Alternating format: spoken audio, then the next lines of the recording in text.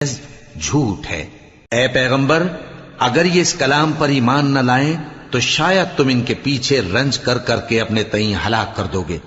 جو چیز زمین پر ہے ہم نے اس کو زمین کے لیے زینت بنایا ہے تاکہ لوگوں کی آزمائش کریں کہ ان میں کون اچھے عمل کرنے والا ہے، اور جو چیز زمین پر ہے ہم اس کو نابود کر کے بنجر میدان کر دیں گے۔